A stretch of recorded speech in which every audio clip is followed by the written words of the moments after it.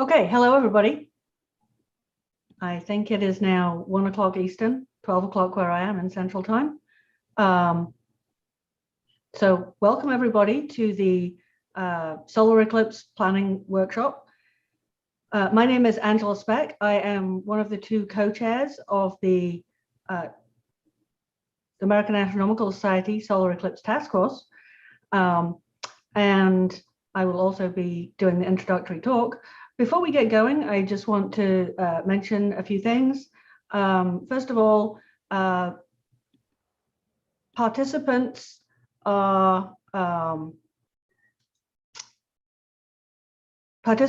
need to use the Q&A function to post questions. It's not, we don't have a live chat function. We can send you chats, but you can't send them to us. So we'd like you to use the Q&A function in order to ask questions. You can ask questions along the way. And you can also upvote them. You'll see there's already a comment in the Q&A from the one of the state park superintendents here in Texas, and you'll see that there's a little thumbs up icon. You can click on that to say that you would like to see that question answered. So as people's questions go in there, there will be someone monitoring the questions, and then at the end, those questions that are most popular will be the ones that get asked. How many get asked really depends on how much time we have. So remember to use the Q&A function to ask us questions. You do not have the option to speak out loud. So that's the only way you can communicate with us. So there was a question from Doug Duncan that somebody probably wants to answer that's not me. The other thing that I want to mention is that we have a virtual networking lounge. So we have a Zoom channel for the main workshop, and then we have a different Zoom channel, which is designed to be a place where you can meet and chat with other people. I am going to attempt to put that URL into the chat window, but that is where after this session and before the next session, you would be able to go and talk to people. There will be breakout rooms. It's a space where you can do the sort of networking you would normally do in breaks at an in-person meeting. There are people helping to facilitate that. Now, the next thing is we are recording this. It is not live, but we are recording it to YouTube, and it will be made available on YouTube as soon as possible after the workshop. And I already posted in the chat a few minutes ago, maybe somebody else can find it and repost it. The workshop program is online at our workshop page. Okay, so now it's time to actually get started. Hopefully I didn't forget anything that I'm supposed to have told you starting this out. Later this morning, you will hear, well, hang on, it's not morning where everybody is. Later today, you will hear from some of the other members of the task force. You'll meet the other co-chair, Claire, and the person in charge of making sure we do stuff, Rick. And they will tell you all about the task force and all that. And then later on, you will hear about from a panel about safety issues. And with that, I think I am going to start talking to you about eclipses. All right, close some windows so I'm not distracted. Okay, so I'm going to talk to you about the solar eclipses that are coming to the US, in fact, to North America in the next few years. You already saw this graphic as our front screen, and you can see on here we've got these 3 eclipses that are going to be visible from the United States. This one up here in Canada, this is actually happening in just over 2 months. It's 2 months from tomorrow. Then we have, and that's an annular eclipse. I will be talking about what an annular eclipse is shortly. And actually we'll have a nice partial eclipse over this part of the US over here. We also then have another annular eclipse that will happen in 2023. That's 2.5 years from now. And then, oh, things are getting too excited. And then there is the big event, which is the total solar eclipse that will come across Mexico, the US, and into Canada. And the whole of the United States will get a good partial eclipse during that event. So I'm going to start by talking about why we get eclipses. I think most people do know that eclipses happen when the moon gets between us and the sun. And so you can see in this very simple graphic, when the moon is right between us and the sun, there is a point on the earth where you cannot see the sun. And that is where we get a total eclipse. We also get in this larger area, a space where you can't see all of the sun. This is where you see a partial eclipse. But to understand this fully, we need to understand the motion of the moon. So I want to talk about moon phases. So here I've got a calendar for the whole year. This is for 2021. And every month we have a full moon, and every month we have a new moon when we can't see it at all. And we have the moon getting bigger and bigger and bigger through crescent into half full into full phase. And then it repeats and goes back down to the new phase where we can't see it again. But why does this happen? Well, here I have a schematic view of the Earth, Moon, Sun system. Just to be clear, this is not to scale. We've got the Earth in the middle. We've got the moon going around the Earth, and we've got the sun somewhere way off to the right side of the screen. Now, the sunlight's coming in, and it's lighting up half of the moon. And it doesn't matter where the moon is, half of it is going to be lit up. But depending on where it is, we see different portions of that lit up half of the moon. So if we start here at new moon, the moon is in the direction between us and the sun. And in that position, we cannot see any of the lit up side because it's pointing away from the Earth. So we don't see it. But the moon is moving. And within a day, we're going to start to see a tiny sliver of a crescent. And within a few days, we're now looking at the moon and we can see just this little bit of lit up side, and we see a crescent moon. But the moon keeps moving, and a few days later, we've now got to the point where we're seeing half of that lit up side. That is first quarter, but the moon keeps moving. And as it moves on, now the moon, we're seeing more and more of that lit up side until eventually the moon is on the far side of the Earth. The lit up side is pointing towards us, and we see a full moon. But the moon keeps moving. And as it moves on, it's going to get less and less of the lit up side pointing towards the Earth. So we see it go from half full to a crescent and back to new phase. Okay, so that's showing us how the phases work. Now, one of the things that people look at an image like this, and we tend to think in 2 dimensions. And so there's a question that we have to ask, which is, if it takes about a month for the moon to go from new phase through all of the different phases all the way back to new moon, well, why don't we get an eclipse every month when the moon gets back to new phase? And we have to think about this in 2 dimensions. And so what we're seeing here is we see this flat image and we think everything's in the same plane, but that's not true. I want you to imagine that you are the sun, my face is the Earth, and my fist is the moon. Now, most of the time, the moon is going to go above the direction towards the sun. So I can still see you, you can still see me. That is that the Earth is still going to see the sun. You can also have the moon come down below the Earth. So the moon is below my chin, and so I can still see the sun. And so the moon is still in new phase, but it's not causing an eclipse. Only when the moon actually passes right between the direction between the Earth and the sun do we get an actual eclipse. And that doesn't happen every month. So let's talk about when it does happen. Oh, actually, let me back up a second. So here again, still not to scale.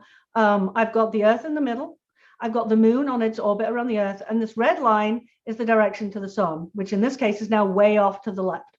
So we've got the moon here, and its shadow is not going to touch the Earth.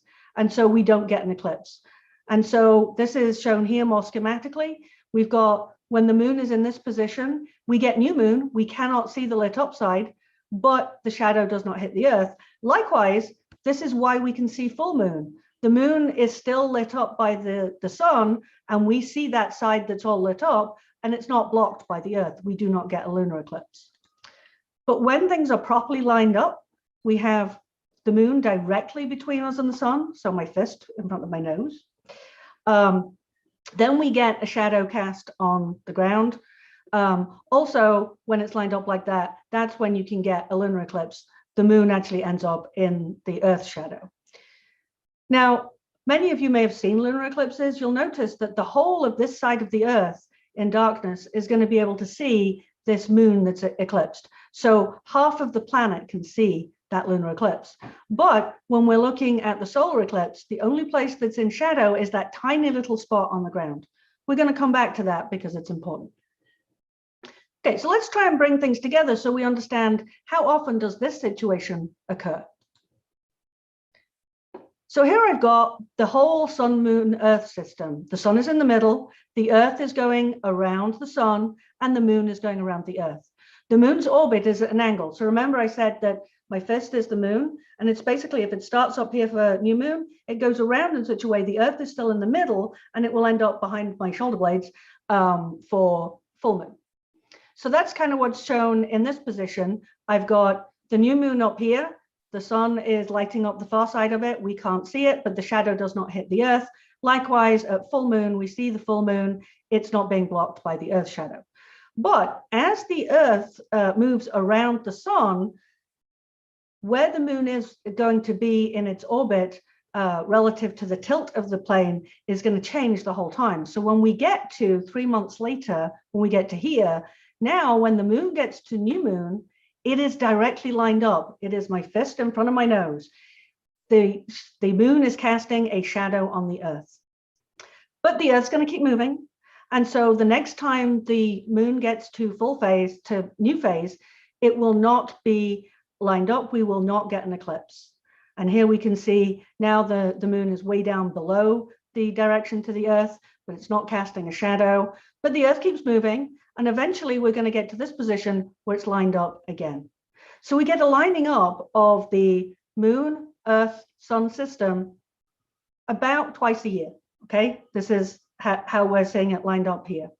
Now, you may or may not get a total eclipse. And so I'm going to talk about that. There are 3 types of eclipses. There are partial eclipses, annular eclipses, and total eclipses. So let's talk about why they happen. One of the things we have to think about is the fact that the moon's orbit is not circular. Many of you will have heard of the supermoon. The supermoon is basically the biggest full moon of the year. Why does the moon change in size? Well, the moon itself is not changing in size, but if you move something away from you, it will look smaller, and if you move it towards you, it will look bigger. The same thing happens with the moon. Its orbit is such that at one end of the orbit, it is closer to the Earth, and at the other end of the orbit, it is further away. We use this term perigee. It literally just means close to Earth for when the moon is closest. And at that point, it's actually about 10% closer than it is at the other end of the orbit. And so that means it's about 10% bigger. So the moon when it's closest to the Earth is 10% bigger than when it's furthest from the Earth. And so that's going to have an impact on how we see eclipses. But we also have to consider that the Earth's orbit is also not circular. We are actually closest to the Earth in January. So here we can see the Earth's orbit around the sun. Perihelion just means closest to sun. So here the Earth is closest to the sun. So the sun is going to appear slightly bigger. Don't stare at the sun. But if you're being careful and using the glasses and measure the size of the sun, it's going to appear about 3 or 4% bigger when we view it in January versus when we view it in July. And so what we have is that we get the moon is changing by about 10% in size. The sun is changing by about 3 or 4% in size. So sometimes the moon is not big enough to block out the whole of the sun. So that's what this slide is showing you. If we look over here, this shows you how the angular size of the moon changes, so how big it appears when it's closest versus furthest away. And this is that 10% difference in size. Whereas the sun is changing in size less. You'll also notice that when the moon is biggest, it can block out the sun when it's biggest. But when the moon is smallest, it will not block out the sun even when it's smallest. So when the moon is too small, you still see the edge of the sun. And that's what we're seeing here. And so we have annular eclipses. When the moon is big enough to block out the sun, that's when we get a total eclipse. Okay, so here's an annular eclipse image. You get a partial eclipse on the way. As the moon is moving in front of the sun, as it's moving in the way, we see a partial eclipse. If you're not in the path of totality or annularity, where you can see it actually move directly in between, you will still get a partial eclipse. So we have a partial eclipse, and then we have the moon directly between us and the sun, but we can still see the edge of the sun. This is too bright to ever look at without protection, and we'll hear more about safety later. But the moon is the Earth, and everything is moving, and so eventually the moon moves out of position, and so we're back to having a partial eclipse until eventually we can see the whole of the sun again. Now, because we can still see the edge of the sun, it doesn't get super dark. It gets a little darker than usual, but it's barely noticeable if you're not paying attention.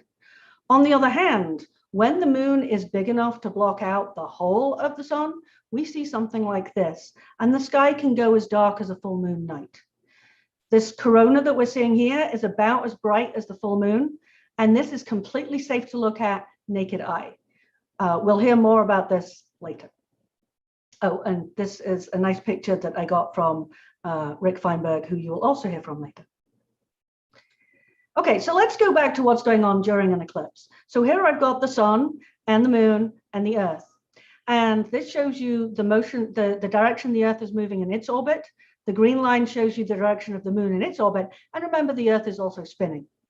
So while you need to stand on this tiny dark spot to be able to see the eclipse, you need to be there to see the moon blocking out the sun.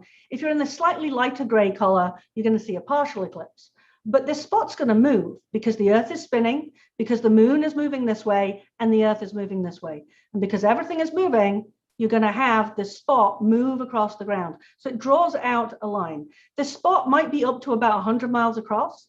And so what we get is something that's about 100 miles across and maybe a few thousand miles long. And that's the area from which you can see the eclipse. In this case, it would be a stripe across Africa and into the Indian Ocean, but depending on where it is, you'll get a different stripe. So let's have a look at what that looks like. This image is showing you all of the total solar eclipses for 50 years, from 2010 to 2060. And each of these stripes is what I was talking about. They're up to about 100 miles wide. They're about a few thousand miles long, and you need to be under one of them in order to see a total eclipse. Here you'll see the eclipse from 2017 that several of us managed to get to see, and it was awesome. Here you can see the eclipse for 2024. What I want you to notice is that most of the planet does not see an eclipse at any time during that 50-year period. Most of the planet is not covered in these stripes. Also, most of the places where you can see it is water, because most of the planet is covered in water. But that means that a lot of the time, these things are hard to get to. So even though we get eclipses, we don't get a total eclipse every 6 months, but we get a total eclipse about every 18 months. And even so, the chances of it being on your bit of the planet are very slim. In fact, the time between eclipses in a given location averages about 300 to 400 years for total eclipses. Okay, so let's talk about total eclipses over the North American area. So here we've got the 2017 eclipse. Here's the 24 eclipse that we're talking about. You can also see there's a whole bunch of other ones. There's one in 2044 that I hope I'm still alive for, that just hits into Montana. And then there's this big one that goes across the country in 2045, but there's quite a few happening this century.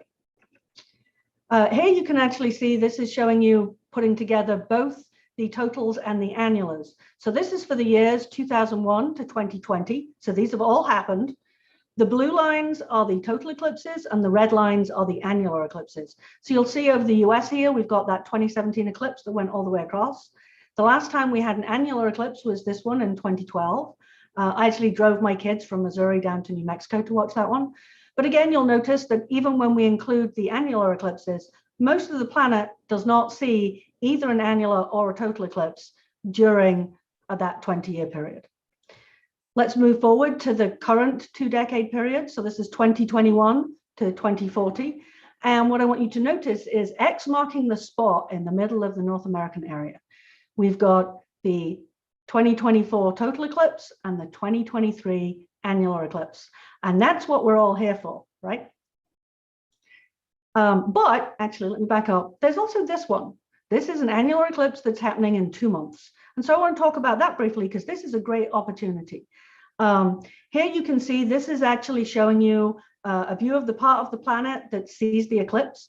In order to see this annular eclipse, you need to be on this yellow line, which extends from eastern Russia through Greenland and into Canada. But this whole area here that's kind of a darker blue within the yellow lines, that area is going to see a partial eclipse. So there's a huge area that's going to get a partial eclipse in a couple of months. Just to show that, I think this is a little more intuitive. The red area is where you will see the annular eclipse. And as you go down in redness through these shades, you're getting less and less of the sun blocked out. So, and this again shows it under orange, you'll get to see the annular eclipse. But you can see here that you're going to get a pretty good eclipse, partial eclipse over a lot of Canada and into northeastern US. Where I live down here in Texas, we see nothing. I'm disappointed, but there you go. Okay, so let's just talk about that briefly. These two images are kind of showing you what will happen at sunrise. So this eclipse is already going to be happening as the sun rises on the East Coast. And so what you're seeing here is what the sun should look like as the sun rises in different locations. And you can see here that around the sort of New York, New Jersey area, there's a pretty good eclipse going on. And that would be something that you have to get up early and watch it at sunrise, but that would be cool. It's in June, so sunrise is going to be early, just saying. And this map shows you specifically for that New York, New Jersey area.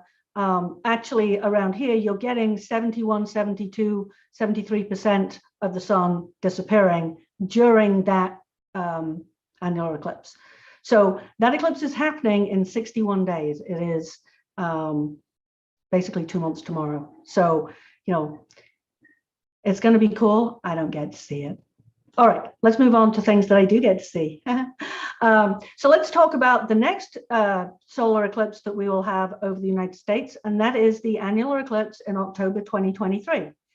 Again, this one is showing you the yellow is where you have to be to see annularity, where you actually see the ring of the sun around the edge of the moon. But this whole area that's the darker blue, that is going to be the area that you see a partial eclipse. The further from the yellow line you get, the less of the sun gets blocked out, but you can see a huge area is going to see a partial eclipse. This is kind of zooming in on North America. So here you can see the path through the US, and it's running down through from basically Oregon to Texas, and then into Mexico, other parts of Central America, and into South America. You can also see that, you know, large amounts of the country are going to get a good partial eclipse. In San Francisco and Los Angeles, it's a 70–80% eclipse. So it's going to be pretty cool for a vast swath of the country. And this is just zooming in a bit further because you can see a little more detail. So again, here is the path of annularity, where you can see the annulus. This is more or less what it looks like through eclipse glasses. And you can see it's running from Oregon, touches a bit of California, Nevada, Utah, a little bit goes over 4 corners. So those 4 states right there, and then into Texas. Okay, so that one's happening in 2.5 years. Let's talk about the main event though. April 8th, 2024, that's 3 years from yesterday. There will be a total solar eclipse visible from the United States. Again, in this image, you have to be on the yellow line to be able to see the total eclipse. But again, this darker area shows you where you see a partial. So the whole of the United States, and actually a lot of Mexico, Central America, Canada, is going to see a partial eclipse. This is a zoom in on that to focus in on the Mexico to Canada pathway. So it's going from Mazatlan in Mexico across into the US in Texas, and then goes all the way up through the Rust Belt into New York State, and then into Canada. And again, we're going to have a huge partial eclipse across the whole country. So up in Seattle, you're only getting about a 20% eclipse, but most of the country is getting quite a lot more than 20% of the sun missing. So this is something that we want to engage the whole of the country in, but we really want people coming to the path of totality. So I want to talk for a minute about how long an eclipse lasts. Now, anytime anything is orbiting anything, as it orbits, it's going to change its speed. Remember, we talked about how the moon's orbit around the Earth is not circular, and the Earth's orbit around the sun is not circular.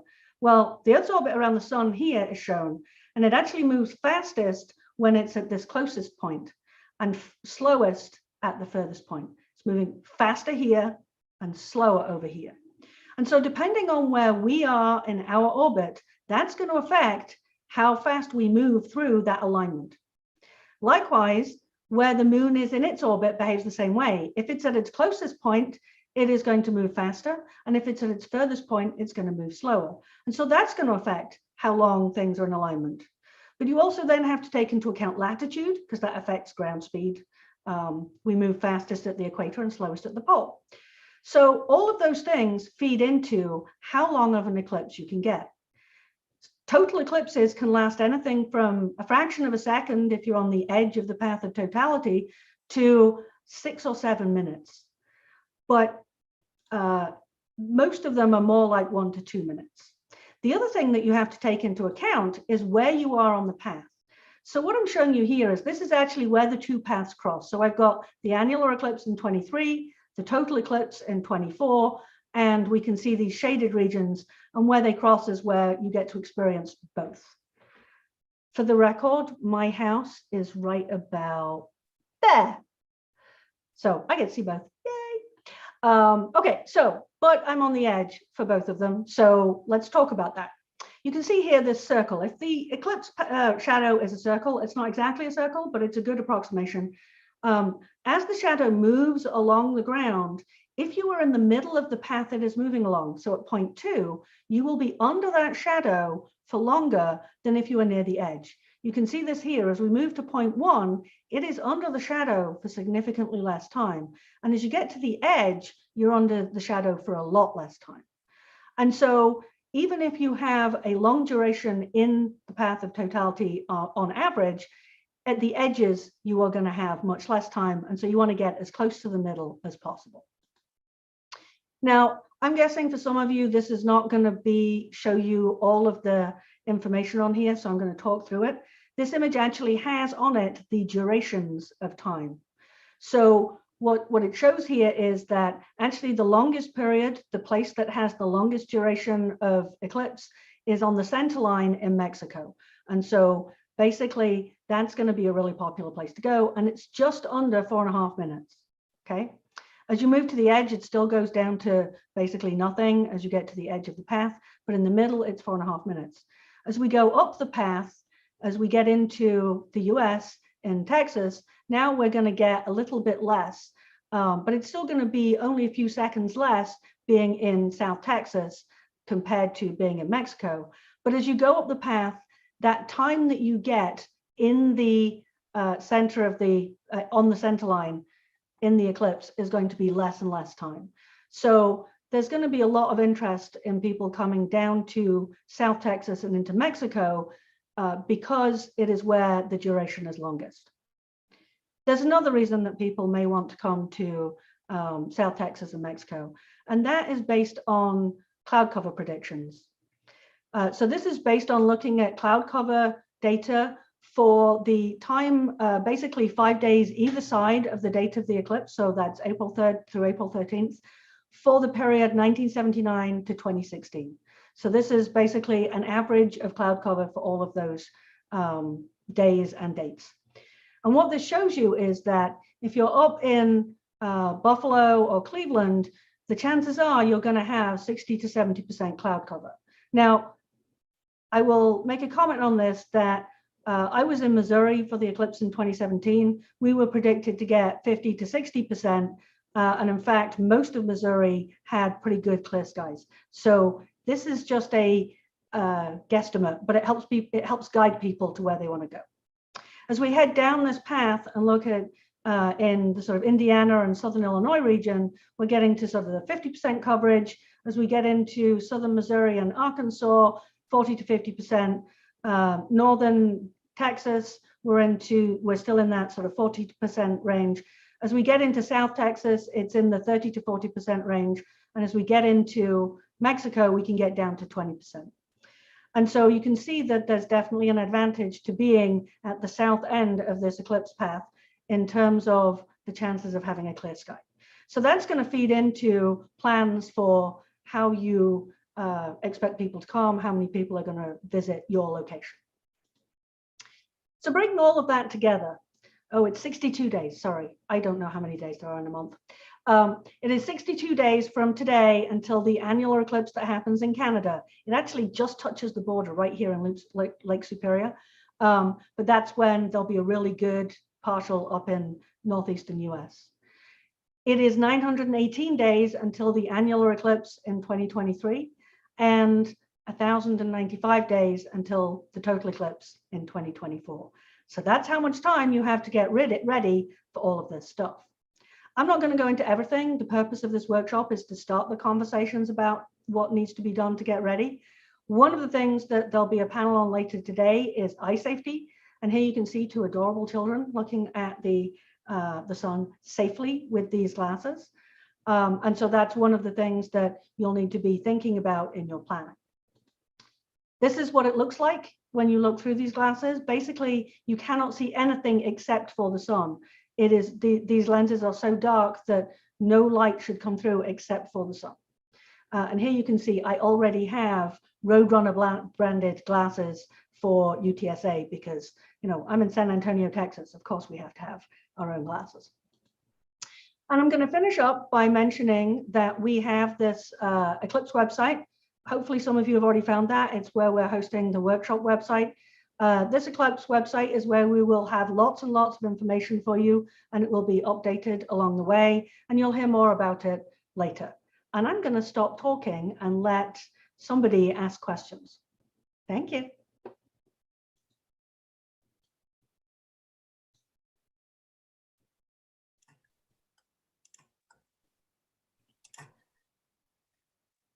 Hi there, Diana here. I'm keeping an eye on the Q&A thread, and we have a couple of lovely comments, and we have a question. Let's start with Andy Shaner, who is asking, at what time does totality occur in 2024? So it depends on where you are on the path. It takes, you know, a few hours for the shadow to go all the way along the path. So for instance, here in South Texas, where I am, totality is around 11:30 in the morning. So which is, you know, nice because then the sun's kind of high. But it's, you know, it's going to vary from sort of morning all the way through into mid-afternoon, depending on how far along the path you are. And then we have Robert Sparks, who is reminding us all that sunrise eclipses give some great photo ops. So everybody get up and early and take those photos, and maybe you can share them with us. Yeah, so if you're already up in that northeast area, make sure you enjoy it, because I want to see all those photos there, because I'm not going to be there. Daniel Schneiderman is asking if it's possible to get updated cloud data for the past 5 years. That's a good question. I'm sure we will be acquiring some of that data. It'll be 4 years, right? Because, well, I guess we've passed that date now, but yes, I'm sure we can. Angela, may I step in for a second? Yep. Yeah, I'll put a link in the chat to Jay Anderson's Eclipsophile website. He's got the most up-to-date weather information for all the upcoming eclipses.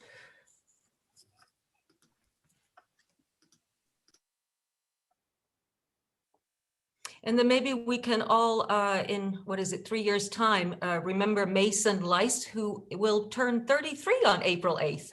So on the day of the eclipse, we'll all wish you a happy birthday.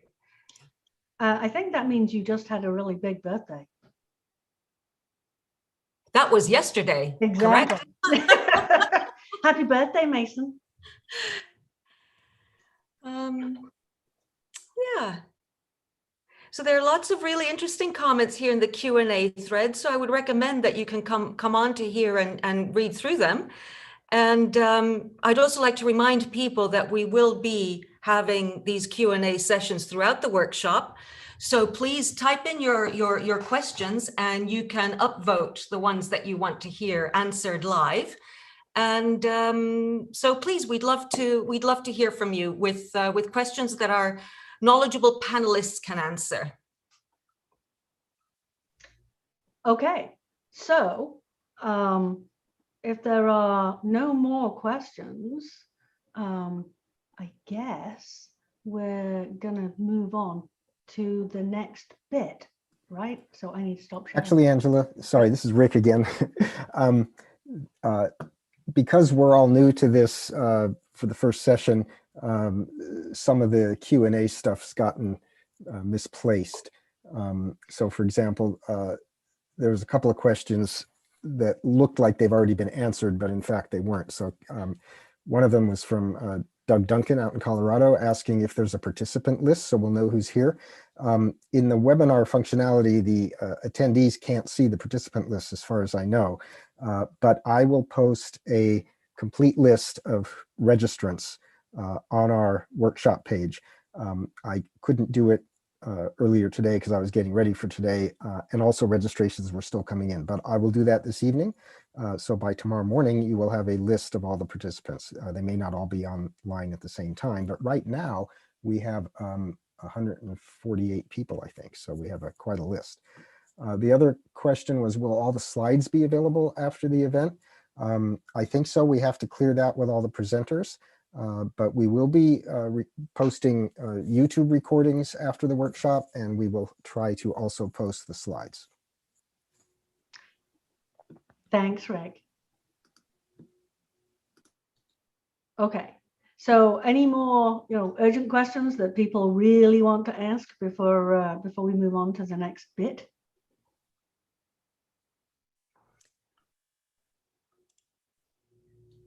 Yes, hang on. There's a question here in the chat thread here.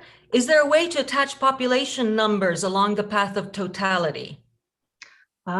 So I think this is the sort of thing that so a lot of the people who are involved in this effort were involved in 2017. I think in particular, Michael Zeiler, who is a GIS expert, did a lot with things like traffic predictions and things like that.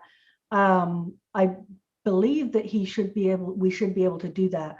There's all sorts of information that we can pull together. We have a lovely map that just shows all the planetariums on the path of totality and annularity, which is very nice, and all of the national parks and things like that. So I think there's all sorts of ways we can slice the information.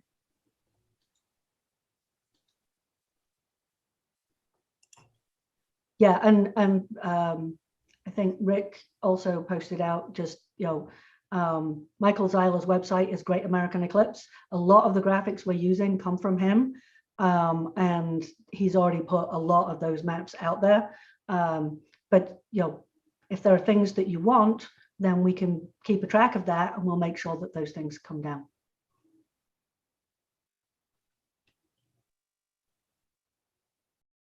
Okay, any other questions?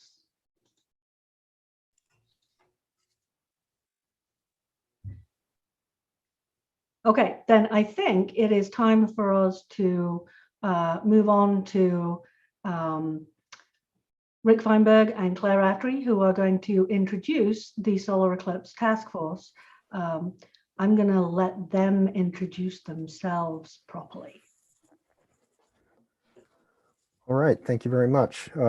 So I'll, if you'll stop sharing, Angela, then Claire can share. Okay, good. So I'm Rick Feinberg. I'm the press officer of the American Astronomical Society and the former editor-in-chief at Sky and Telescope. And I've been on the task force since its inception back a few years before the 2017 eclipse, and I'll tell you a little bit more about some of what I did there in the second session today. But right now, I want to just introduce the task force for those of you who are new to it. And then our co-chair, Claire Raftery, will follow me with some additional information about how to get involved. So before I talk about the task force itself, I just want to make sure, since this isn't all astronomers who are tuned in today, make sure everybody knows who the AAS is, the American Astronomical Society. So we're coming up on our 125th anniversary, and we'll be celebrating it with a big total solar eclipse in 2024. We are the major organization of professional astronomers in North America. We do have membership in Mexico. We do have membership in Canada. We also have some international membership, but Mexico and Canada have their own smaller professional societies, but we consider ourselves a North American society, not just a US society. We have about 8,000 members across all of the astronomical sciences. So that includes things like planetary science and solar physics and so on. And in very simple terms, the mission of the AAS is to enhance and share humanity's scientific understanding of the universe. And we do that, both the enhancing of it and the sharing of it, through a number of major activities, including publishing. We publish some of the leading journals in the field. We have a new ebook series. As of 2019, we now publish Sky and Telescope magazine. So although I was there in the 80s, 90s, and 2000s, I'm sort of back, which is interesting and fun.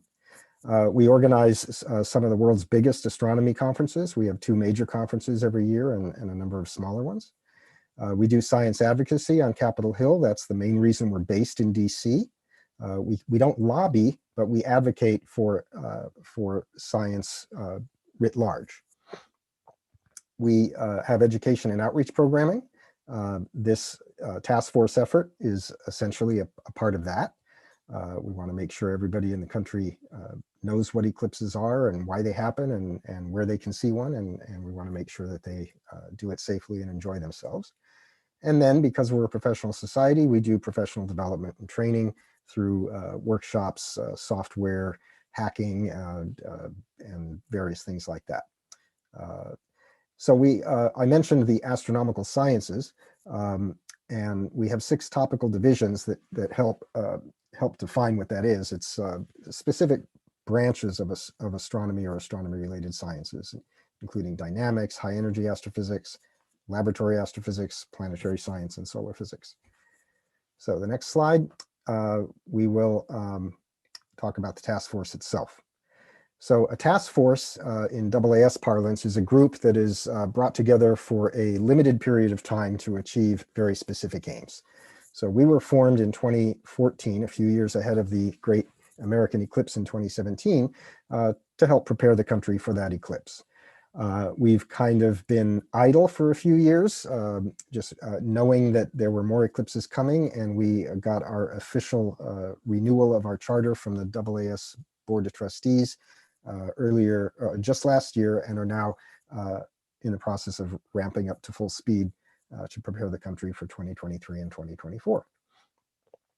So our purpose is to function as a think tank, to generate ideas, as a coordinating body, to be an organization that helps bring other organizations and individuals together for a common purpose, and as a gateway to authoritative eclipse information and resources. We're not here to reinvent the wheel. As you explore the AAS Eclipse website at eclipse.aas.org, you'll see a modest amount of basic information, but you'll see a lot of links because there are so many wonderful eclipse-related sites out there already, and there's no reason for us to reproduce those. In fact, the people who are involved in putting those together, many of them are on our task force or closely allied with it. So our charter basically says that our purpose here is to, or our role, our function is to help prepare the country for the eclipses. And in this case, 2023 and 4, it's not just the US, but also Canada and Mexico. So we have Canadian and Mexican representation on our task force this time, whereas we didn't in 2017. And our focus is on safety and enjoyment. We want people to experience this eclipse or these eclipses safely and to come away with a positive experience of science and nature and astronomy. So I'm not going to give you a list of all the members. There's about 24 of us, but it's a mix of anybody and everybody associated with eclipses. There's professional astronomers and amateurs, eclipse chasers from all walks of life, educators and outreach specialists. We have a doctor, a medical doctor, journalists, artists, and critically, experts in logistics, emergency management, community resources, and law enforcement, all of that, because a lot of what happens during these big total eclipse events is cities and small towns get overwhelmed with visitors, and so they need to be prepared for that. Next slide. So in the run-up to the 2017 eclipse, we basically focused on 5 different areas. We had annual planning workshops. They actually started before the task force was formalized. Our first workshop was 5 years out in 2012. But we had annual planning workshops, very much like this one, only in person, which I'm sure we all look forward to again in the future. And we built the website, eclipse.aas.org, again, to act as a hub or a gateway to all the wonderful Eclipse resources. We had a mini grants program, which I'll explain in a minute. And our 2 main messages were to try to get people into the path of totality, because as Angela explained, inside versus outside is literally the difference between night and day. We wanted to get as many people as we could into the path, and we wanted to promote eye safety to make sure that people had a safe experience. So now I'll just say a little bit more about some of them. So first of all, this is what the home page looks like. Oh, sorry. Yeah, there you go. This is what the home page looks like. Actually, the graphic at the top left is an animated GIF, and it cycles between the 3 upcoming eclipses, the annular or sunrise partial in June, the 2023 annular, and the 2024 total. And then the main image in the middle also cycles through a couple of different maps and some photos from 2017. There's a countdown. You see there's the 62 days that Angela mentioned for the June 10th annular, which for most of us will be a sunrise partial or not an eclipse at all. And then there's a main menu that currently has only a handful of choices, but will expand in the future. And Claire, if you hit the right arrow, I think you'll highlight, yeah, that says Solar Eclipse Task Force. If you click on that link, you'll get more detailed information about the charter of the task force and a complete list of members. Okay, so the website's worth exploring. I should say that it was, it was pretty robust for 2017. It's currently beginning to become more robust for the upcoming eclipses. There are pages for each of the upcoming eclipses. There's a fair amount of stuff that needs to be updated, and we'll be adding new things. But it's at least it doesn't look like a vestige from 2017 anymore. It's now definitely looking forward.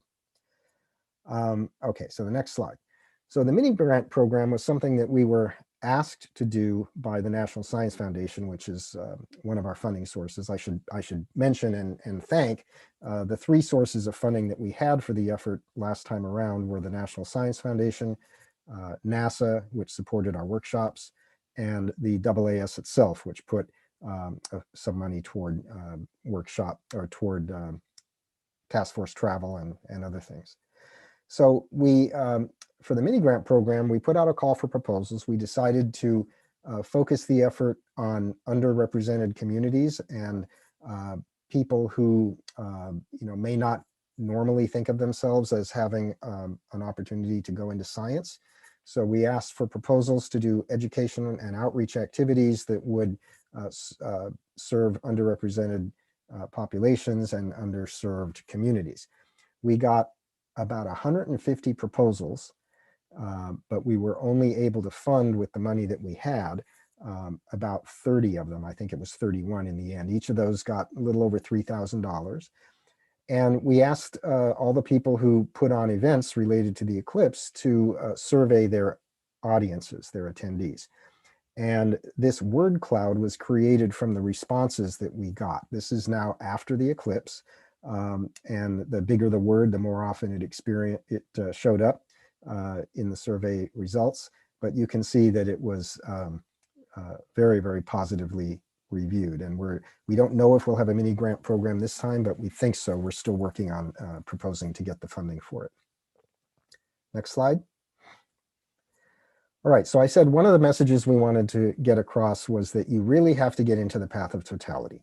So this was one of Michael Zeiler's very nice maps of showing the path in August of 2017 and showing where it's total and where it's partial. And we kept trying to get across the idea that if you don't get into the path, you're not going to get the full experience. But you'll see that there's percentages of partial eclipse, and it goes up to 90. And of course, the closer you get to the path, the closer you get to 100%. And a lot of the messaging was either misinterpreted or was amplified incorrectly by the media or others. And people seemed to think that just getting closer to the path was good enough. There was a survey done by the University of Michigan after the eclipse, and they discovered that only like 1 in 16 or some very small proportion of people actually tried to get into the path, but vastly larger numbers of people moved closer to the path, thinking that they were going to get more of the total eclipse experience, when in fact they didn't get any of the total eclipse experience because they weren't in the path. So I made a suggestion after the last eclipse, and Michael Zeiler ran with it. And so the next slide shows what our maps really need to look like. Or as he puts it, here's a guide to interpreting eclipse maps. If you're in the path of totality, you're going to have a heck of an experience. If you're outside the path, you ain't going to have much at all. It's an oversimplification, but I think we need to drive the message home a little differently this time. Okay, the next one. How did we do on safety? Well, that's the subject of the second session today, so I'm not going to say anything more about it right now. But as you'll learn later, that was the main focus of my involvement last time around. And finally, I think it's fair to say that the efforts of the Solar Eclipse Task Force last time really were a success by any measure. We didn't get as many people into the path as we would have liked, but there were very few injuries, and it was overall just a tremendous experience. This is my favorite measure of our success. This cartoon appeared on xkcd.com from Randall Munro a day or so after the eclipse. And as you can see, total solar eclipse is off the charts compared to any other kind of eclipse. All right, I think that's it for me, if I'm not mistaken. Yep. Thanks, I'll Rick. turn it over to Claire. So Claire Hi, Raftery, before you start speaking, let me just indicate who you are for people to know. Claire is involved in education and outreach. She is a solar physicist by training. She's at the National Solar Observatory based in Colorado. And she is our second co-chair. I will turn it over to you, Claire. Thanks very much, Rick. And thank you everybody for joining us today. This is an exciting kickoff to this new iteration of the committee. So to make sure you're all awake and still with us, this is a little video that I wanted to show that also I think my hope is that it will help inspire the need to get more people into the path. So specifically, watch this kid. This is, I think, this video embodies the just the overall feeling of being in the path of totality.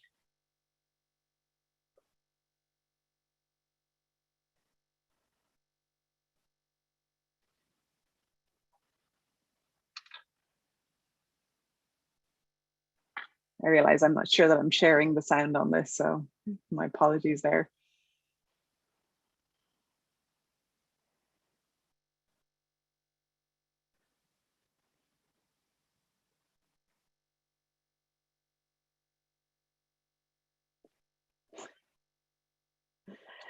So I think he pretty much summarizes the overall feeling of being in the path of totality. And the reason I wanted to put it here is because we need your support, we need your input. So as Rick mentioned, we have this new iteration of the task force, and part of our new focus is that we have a series of subcommittees. So we have identified 7 main areas of interest and of focus that this committee, the task force, can focus on, and we've divided up into these 7 subgroups. And we are looking for people to participate in these subgroups with us. So quickly going through them, the Eye Safety Committee is chaired by Rick Feinberg, who you just spoke to, who just spoke to you. And the focus of this is to really to focus on eye safety and making sure that people can experience the fullness of the eclipse while also being safe. The next subcommittee that we have is our Web and Social Media Subcommittee, which is chaired by Michael Zeiler from GreatAmericanEclipse.com. Of course, the web is how we obtain much of our information these days. And so making sure that we have good, solid messaging and clear information on web pages, social media, so on. And also, like Rick mentioned, trying to collate all of this information to a single coherent space is one of the objectives of this particular subcommittee. We have a local planning subcommittee, which you'll hear from tomorrow. This is co-chaired by Laurie Rado, formerly of the US Department of Transportation, and Laura Peticolas from Sonoma State University. And this subcommittee is focused on the local sort of town and city level planning and preparation, that especially focusing on for towns along the path, and preparing for the likely inundation of eclipse chasers on the day of the eclipse, how to prepare, what you might expect, what you need to plan for preemptively. And because this takes typically quite a bit of preparation and planning, this is why we're starting this conversation as far out as we are. So hopefully you'll be able to join us for that tomorrow. Similarly, we have a national planning subcommittee, which is chaired by Alex Young from Goddard Space Flight Center, NASA. And this is focused more on the federal level, the nationwide preparation, and how the federal agencies will be able to work together. So we have a panel on this tomorrow afternoon as well. So I hope, again, that you'll be able to join us for that. We have a committee focused on formal education. So this is preparation for typically K-12 schools, which is chaired by Laura Peticolas from Sonoma State University again. So it will cover everything from speaking to schools and educators and administrators to creating and preparing lessons and activities and so on to try and engage teachers and students across the board. We have an informal education committee and a public engagement committee. These are working together, which is chaired by Tyler Nordgren from the Travel Art Bureau, Space Travel Art Bureau.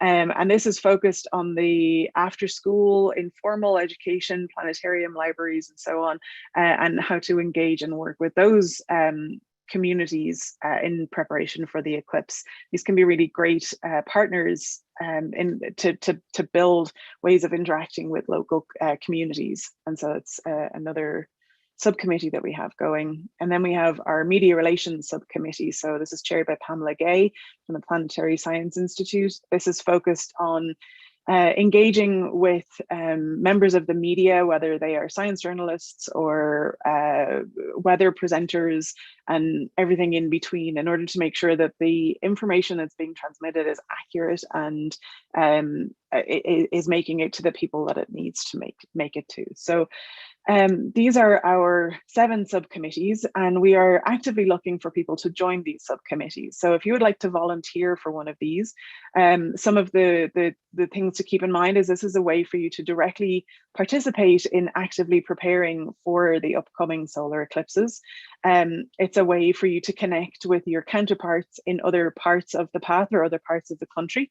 And remember that this is not only for people who are along the path of totality. Anybody who is interested is welcome to join this. We have partners from Mexico, we have partners from Canada, and we have people from the US as well.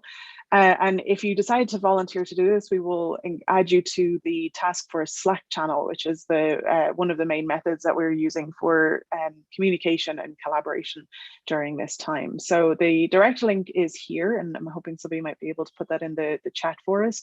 But to show you where to get to it on the web page, from the Eclipse web page, which the link is already in the chat, you can access it under Solar Eclipse Task Force and then apply to join a subcommittee.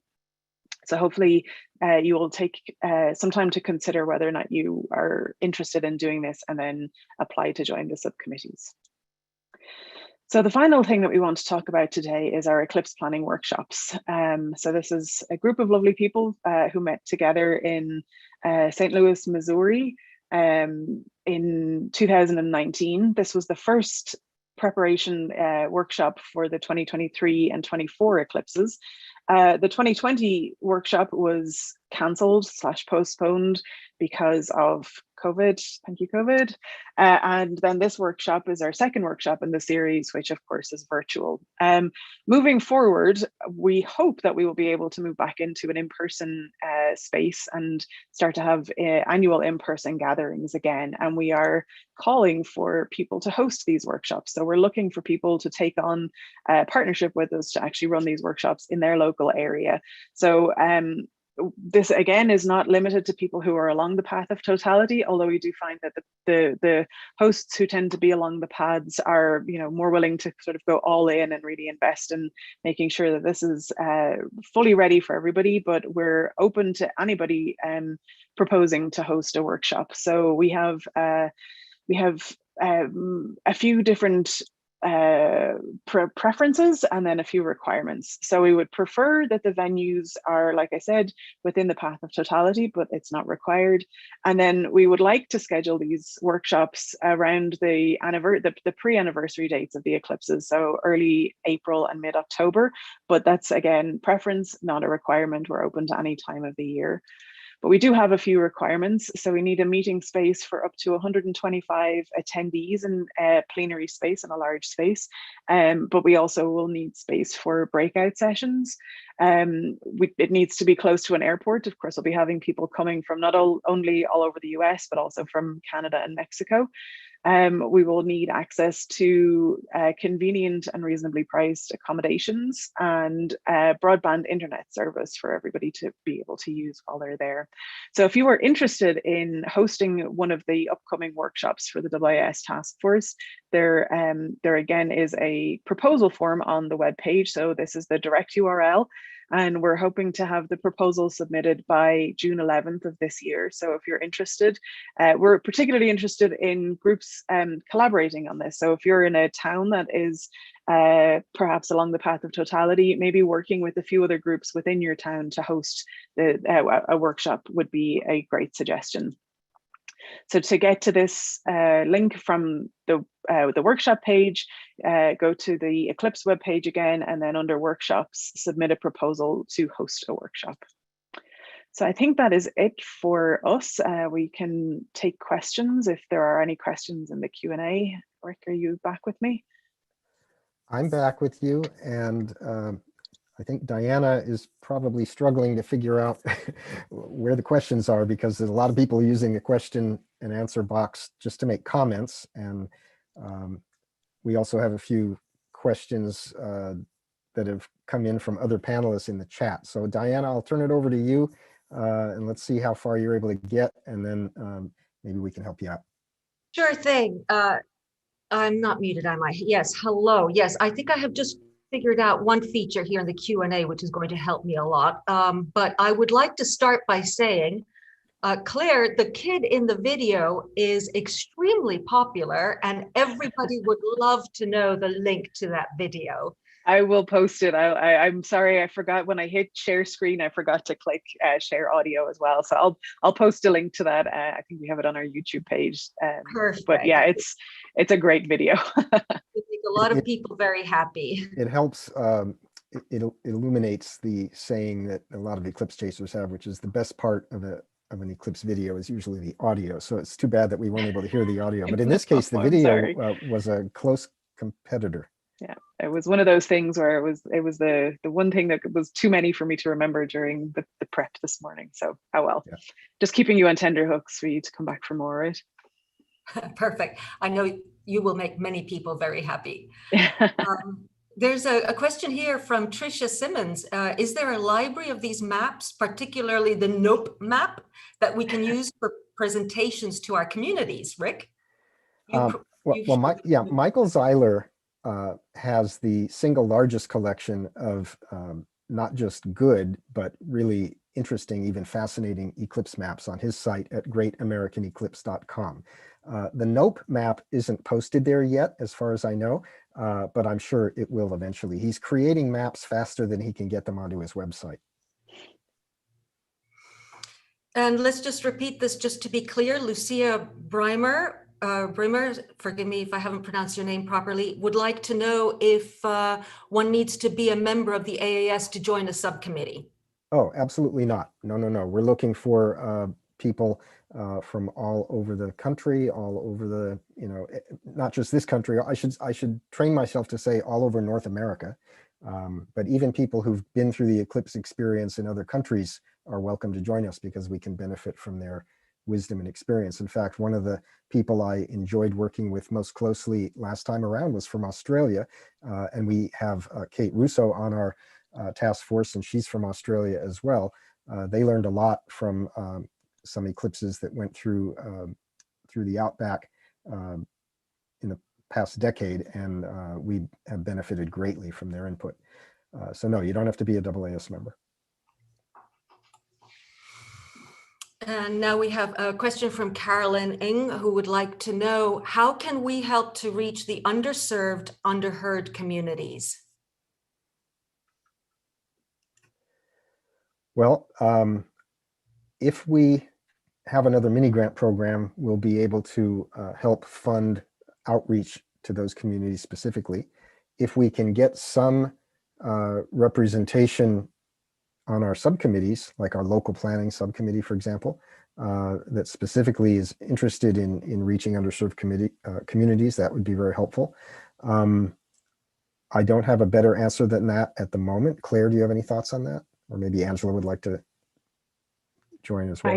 Yeah, I think that there's no single answer. I think collective efforts are definitely going to be really important and valuable. And I think there's, starting early is another key thing. So this is great that we're starting a few years out to be able to make sure that the programs that we're building are authentic and impactful, and will, facilitate change.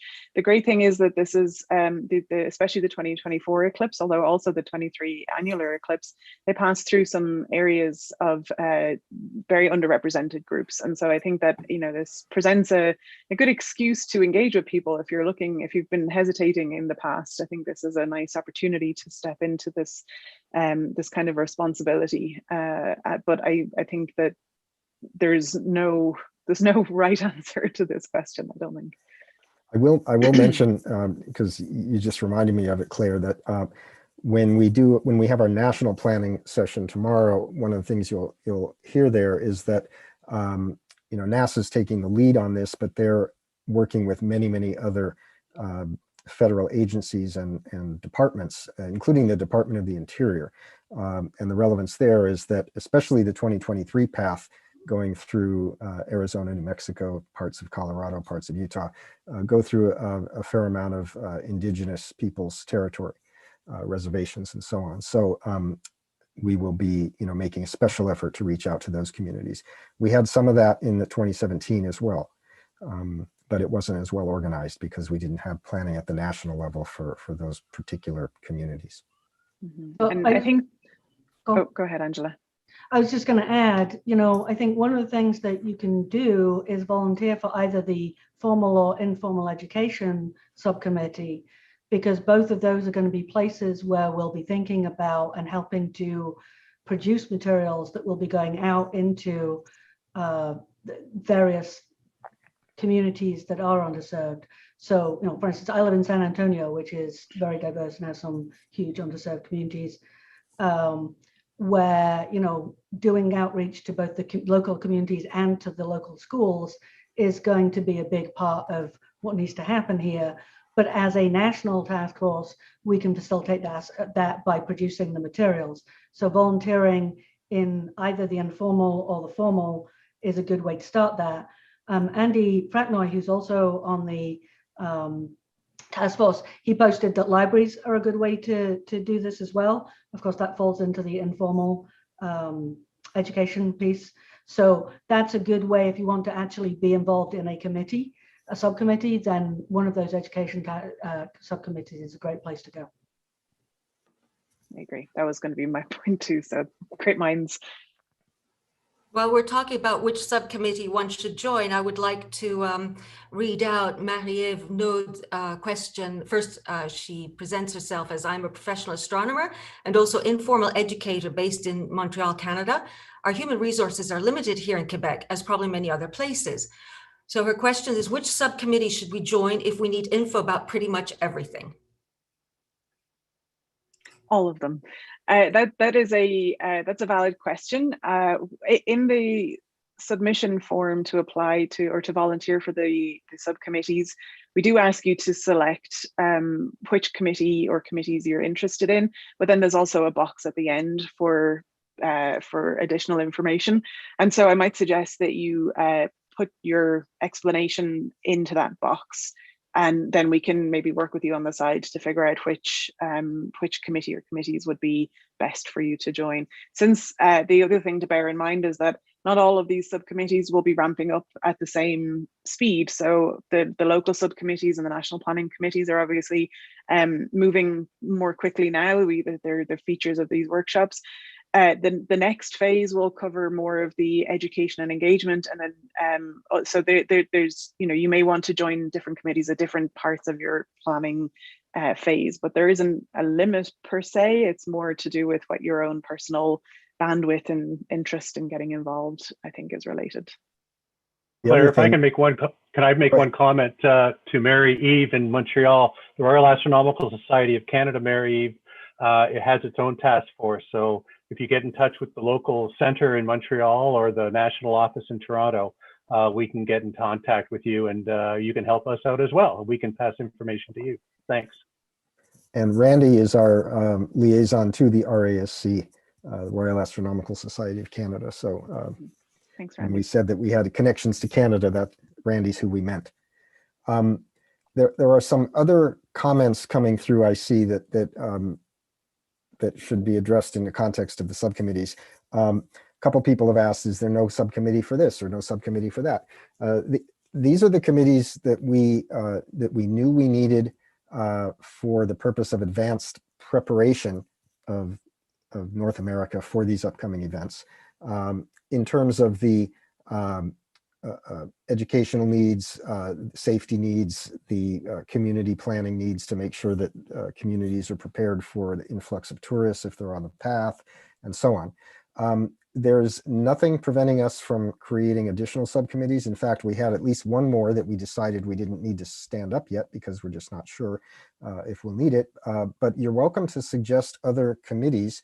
If you do that, it'd be useful maybe to get in touch with us offline, and so we can have a conversation about the rationale and that kind of thing. But this is just to get us started. Mm-hmm. For anybody who's interested, I posted the YouTube video of the Eclipse Kid in the chat window. So if you'd like to take a look at that, then it's there. Future solar physicist in the making right there, or eclipse chaser at least. We have a specific question going back to the actual eclipse. Wayne Wooten is asking, he's also told me my image is my mirror reversed apparently. So I'll fix that. I thought I'd done that before, but thank you for pointing it out. Wayne is asking, how much broader is the path at greatest extent of the 2024 eclipse than in August 2017? He thinks it would be an interesting comparison. Yeah, it is, in fact. So the path in 2017 was about 70 miles wide. The path in 2024 is more like 115 miles. And so it's quite a bit wider. And it also goes through more large cities. So all other things being equal, a far greater number of people stand a chance to see totality in 2024 than saw it in 2020, even without traveling. But all other things are not being equal here. The weather, the 2017 eclipse occurred during summer vacation season. So it was summer, the skies were generally pretty clear, and people were already making plans to travel because it was August. This one is on a school day in April. And it is during a time of year when a good chunk of the path, including where I am in New Hampshire, is at risk of the tail end of winter storms. Now we've happened to have had this week spectacular spring weather in New Hampshire, and if the eclipse had happened yesterday, we would have seen it in New Hampshire. But a lot of people are going to want to move southwest to Texas or even into Mexico to have the highest possibility of seeing the eclipse. But the sky will get dark and the temperature will go down in major cities all the way from Texas to Maine and up into the Canadian Maritimes. And some of those cities are really quite large. Dallas, Fort Worth area is in there, San Antonio's in there, Austin's in there, Cleveland, Rochester, Buffalo area in New York. And so it's going to be many, many tens of millions of people. Do we have time for more questions? Yeah, we're actually running ahead of schedule. We didn't know exactly how much, we didn't, it's always hard to guess, and I'd rather have extra time than not enough time. Excellent. Okay, I would like to go back to some subcommittee questions in a moment, but let us continue with Robert Sparks asks, are there any plans for another Eclipse mega movie project similar to 2017? That's a great question, and I think we have somebody on the call who can probably answer that. Laura, are you able to answer that? Are you still with us, Laura Pedicolis? I am All here. right. And that is a wonderful question. Yeah, the short answer is yes. The details, we learned a lot from the last one, and we'll be refining, we'll be taking what we learned and revising that. And we haven't had any meetings yet, official meetings. So if you're interested in that, you can, I don't know, Rick, would it be okay for people to, I don't know how to gather that information, but I guess you can send me an email. That would be, shall I put that in the Yeah, you can either have them send an email to you, or the address eclipse@aas.org is our task force email address. And if you send an email to that address, which is easy to remember, eclipse@aas.org, we'll make sure it gets to the right place. Yeah, that would be perfect. Thank you. In terms of information, more information about things happening during the eclipse and so on, Randy Dodge would like to ask, could we maybe have a graphic showing the altitude of the sun at totality? Photographing directly overhead is sometimes difficult for most people with tripods. That's a great question.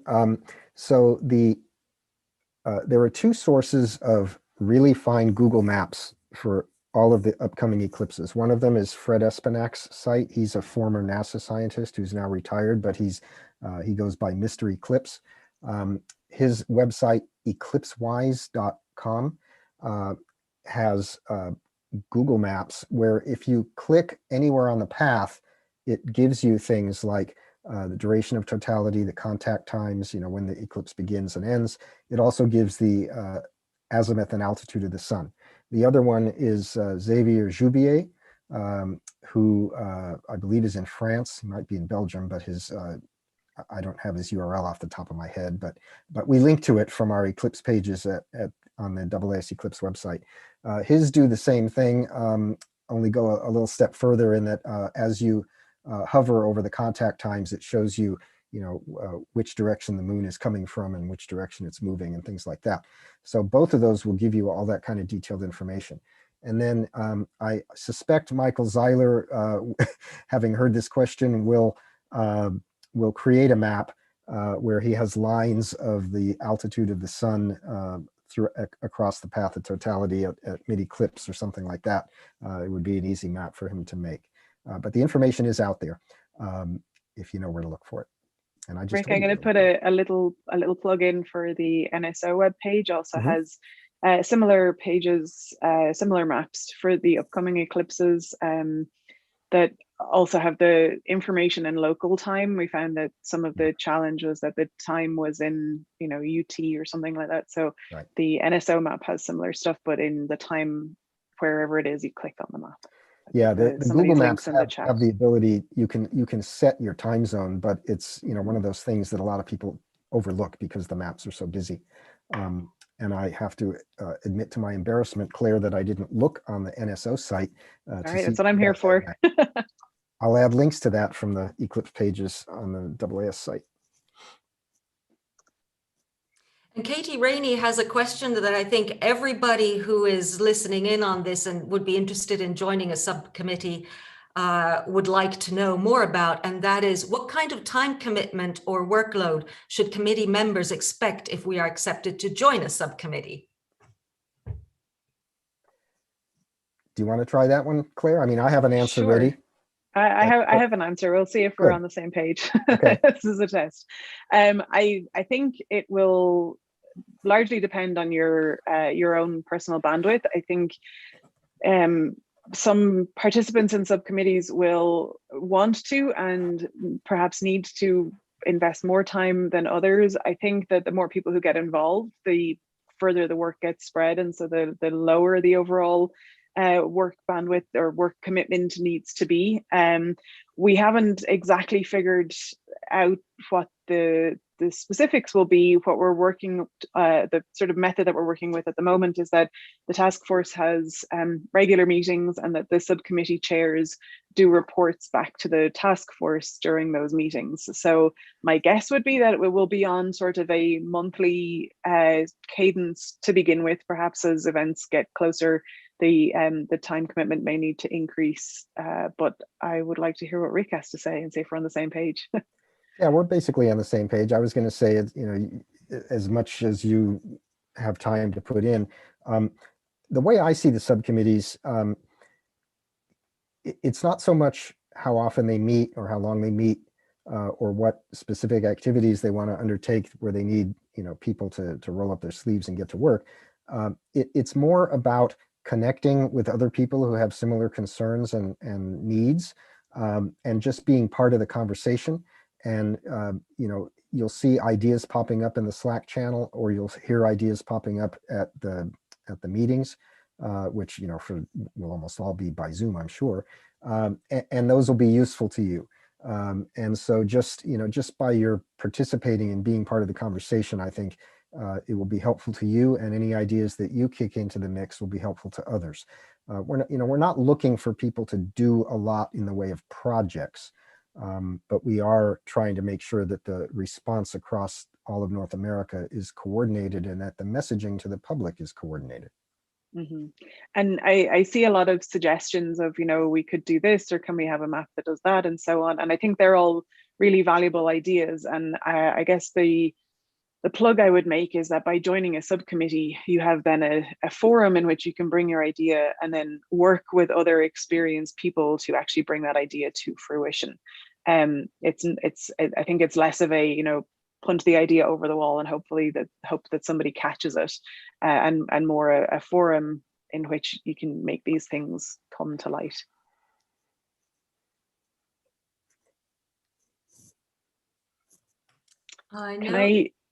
Go ahead. No. If there's more questions, that's okay. I've lost. They're jumping around at the moment. Well, while you're reading through some of them, can I share the excited kid video again properly this time with sound and take a brief hiatus? Yeah, and before you do, I just wanted to say one other thing, which is that we're going to be saving the chat and saving the Q&A and reviewing it afterwards. And so a lot of things that don't get addressed right now will get addressed on our website or for future communications with you. Back to you, Claire.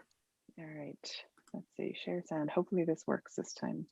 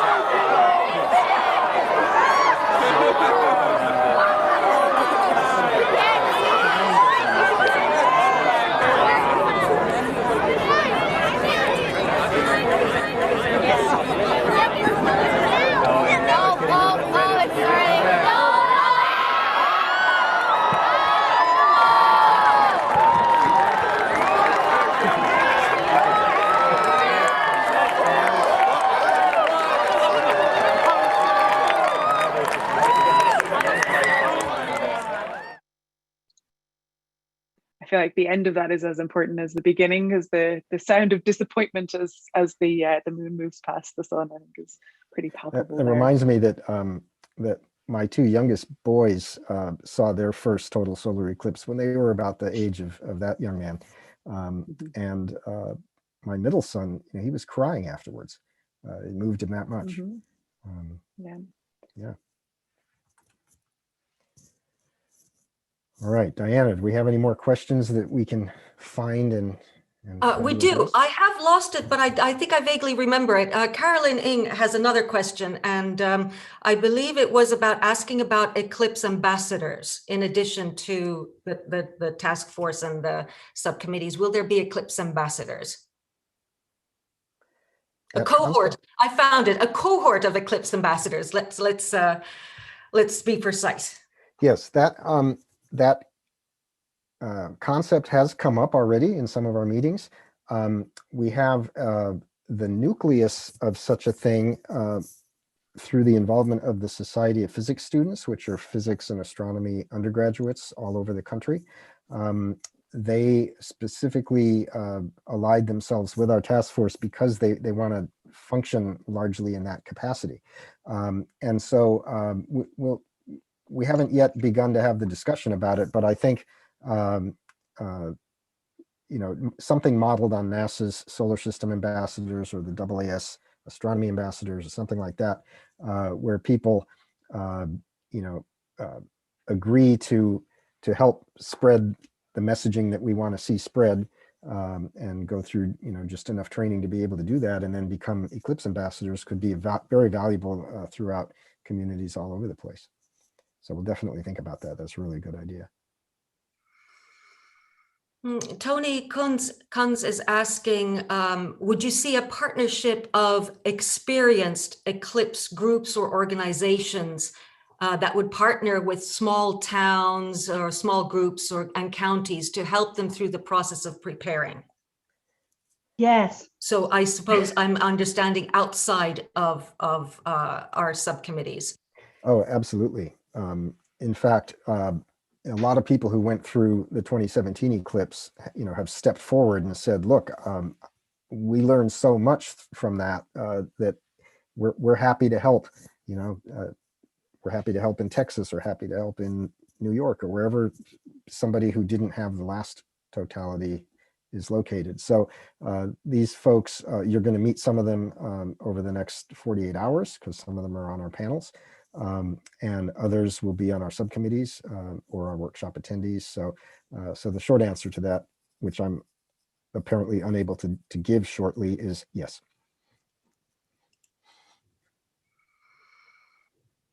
And we have already mentioned that there are a lot of suggestions for what subcommittees could get involved in and what specific areas they might address. And we'd just like to note that some of the ideas that have popped up are accessibility, non-English information and speakers like that. So just to reiterate that all of these will be taken care of or will be addressed during these next couple of years. And there are a number of points like this that we have identified as cross-cutting concepts across all subcommittees. And so we didn't necessarily make them their own concept because we feel like they should be a part of everybody's work. But yes, please keep those suggestions coming. I think they can be very valuable in making sure that we make all of what we produce as accessible to everybody. I think a lot of the questions that are still unanswered, we can answer in terms of sharing links, because a lot of them are asking about specific maps, eclipse maps, and towns along the path of totality and everything. And so that is all the information that is in our various websites. And there are lots of fun comments here as well. Robert Sparks, for example, noted in the word cloud that you presented that the word clouds was small in the word cloud. That's good, right? That's what we want. Right. Good. That's a good note. Yes, I think there's some great suggestions here, some great ideas. And will this question and answer chat be saved? Yes. So we'll have saved, we have plans to save the Q&A and the chat. We're also going to have this broadcast through YouTube. So as soon as the workshops are done, we will have the YouTube links live, and then we will link them through the AAS Eclipse webpage. So that eclipse.aas.org will really be the catch-all place for any and all resources that you may need related to the task force and anything that happens during the workshop this week. Okay, so I think there is going to be the networking session opening shortly. So let's make sure there are no final questions, but I think we've exhausted the question options. Mm-hmm. Do you want to give a quick overview of what the purpose of that networking lounge is, Angela? I will try. So basically what this is a separate Zoom link. So you would leave this Zoom link and then return to us later and join a different one. It will be posted in the chat window shortly. It's already there, actually. Okay. No, I think it.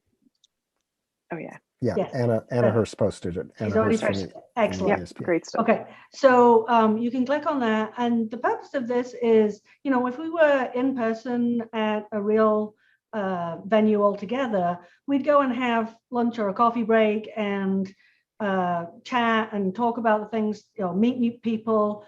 Some of the things that people have been asking about, you know, building local networks and things like that. You may find people who are already doing similar things to what you want to do, or are similarly unexperienced, but will value having you as a friend. So it's a place where you can meet new people, you can ask questions. This time you've only heard from like the three of us that are still on the screen. But you know, there'll also be in future sessions of the virtual networking lounge, there will be the panelists. So this is really meant to be a place where you can go and chat, and there will be breakout rooms. So let's say you find someone you want to chat with, you will be able to go and talk to them. And there are breakout rooms that are already designated for certain things. So that's the purpose. There are hosts that are going to help make sure that everything runs smoothly. Mm-hmm. The first one should be open now and will be open until 3:15 Eastern. That's 2:15 where I am. 1:15 45 minutes. for 45 minutes. Yes, it's a 45-minute gap until our next session, our safety panel opens. So which will happen here. So you'll have to leave that room and come back to this. Exactly. Now, the other thing I want to mention, and this is something that Anna also put in the chat, is that we're using Jamboard. You can think of this as being basically a place where you can stick Post-it notes, but electronically. And this allows us to maybe share some ideas. So we are saving all of the Q&A and all the chat, but if there's an idea that you like, you know, we should really do this, feel free to post that onto the Jamboard for us to be able to, you know, rally around later. Did I miss anything? Don't think so. So Rick, you're muted. Yeah, I saw that. We're going to take all the input from the Q&A, from the chat, from the Jamboard, and from the networking, and anything that anybody emails us. And, you know, it's going to help shape what we do next, and help shape the way we begin pulling the subcommittees together and figuring out exactly what they're going to do and on what kind of time scale. So this is, you know, we're here. It may look like we're here to push information out at you, but we're here to also to collect information and ideas and resources from you. So it's all part of the exchange. I think that Jamboard is a great place to do that. So I noticed that Doug Duncan asked if there was a place for posting useful material. that Jamboard link that's in the chat, I think, is a great place to do that. If you have links, if you have projects, if you have ideas, post in the Jamboard. We will gather them and we'll collect them and archive them after the fact. But it's a great way for you to send us information without having to put it in the, the Q&A or anything like that where it gets lost. And then just to reiterate what Angela said, we're very grateful to the ASP who are hosting the virtual networking lounge for us.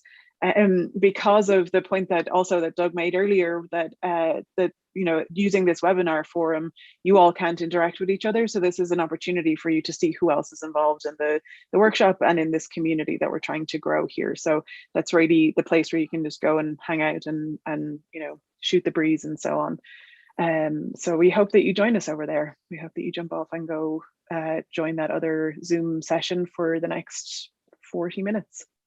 Just one last little thing, actually two. One is if you go to the Jamboard and then leave, make sure you log out, because we can't have every person who is currently online with us here doing Jamboard at the same time. So that's just one little thing.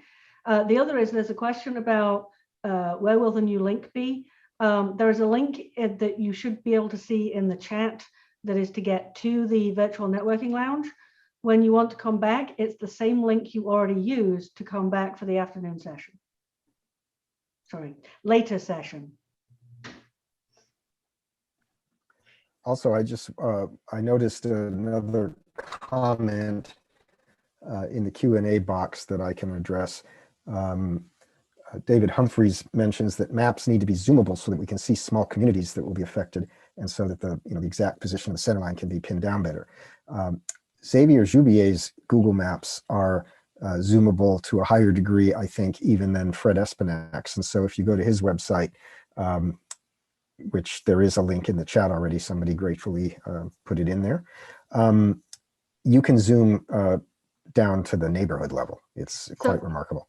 I actually use that when I'm doing talks for different locations, because then I can make personal maps. And because it uses Google Maps, you can basically go down to a very detailed level. So I can zoom into a school and show them where they are, and then zoom out, and I can make individual graphics, and then I can, click and share things. So I'm not doing it live in real time during a talk, because that's a disaster.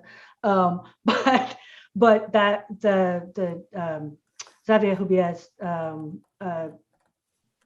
maps are really very versatile. Let's just put it that way.